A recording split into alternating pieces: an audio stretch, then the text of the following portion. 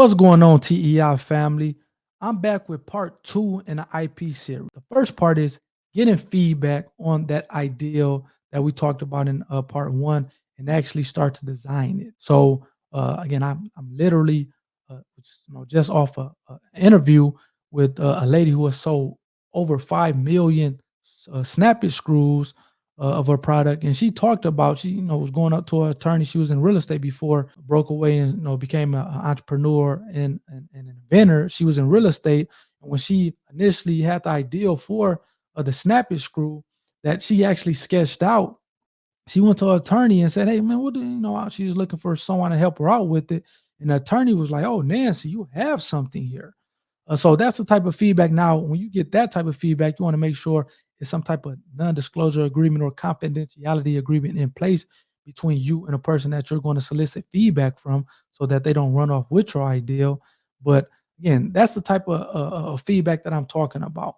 Go to someone else, whether it's a family or a friend, to get feedback on the ideal that you have, the sketch that you have, so they can get their honest feedback. Hey, man, this actually sucks, or it seems like it's too difficult, or it's too hard to understand, complex to put together. They're going to give you their honest feedback, and you can take that and start to try to work with it. Maybe you have to go through a couple iteration processes of your product to kind of fine tune it. And the second part of getting feedback is when you actually don't disclose the secret sauce of it, but just generally disclosing that ideal. Hey, cuz man, what you think about this, man? Does having to paint this room using this brush, is it irritating for you as it is for me? And you're going to find out that that person is going to start disclosing maybe information that you can then uh, use in developing your invention.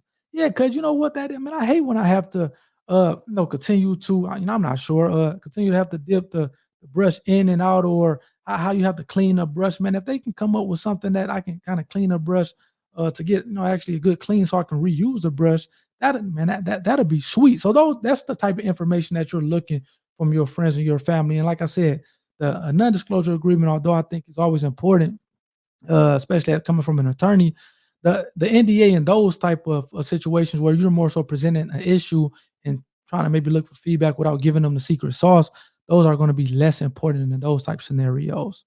So again, that's part one is when you're actually disclosing the secret sauce to them, and you want to do that, disclosing the secret sauce to someone in return for feedback, and you're going to do that as it relates to getting a non-disclosure agreement. And part two is when you're just trying to get some general feedback of an ideal or maybe an issue, and a non-disclosure agreement is going to be less important in those situations.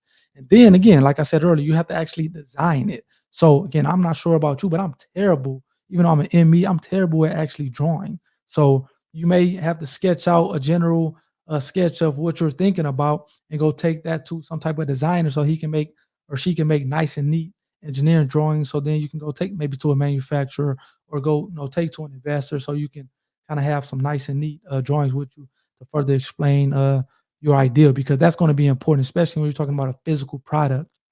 You're not going to want to take just talk.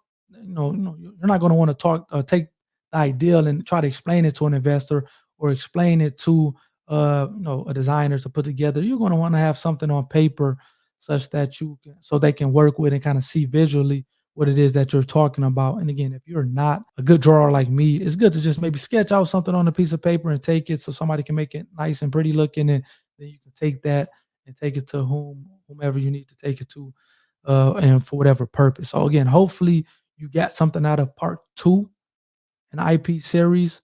I'll be coming back with part three soon. So stay tuned.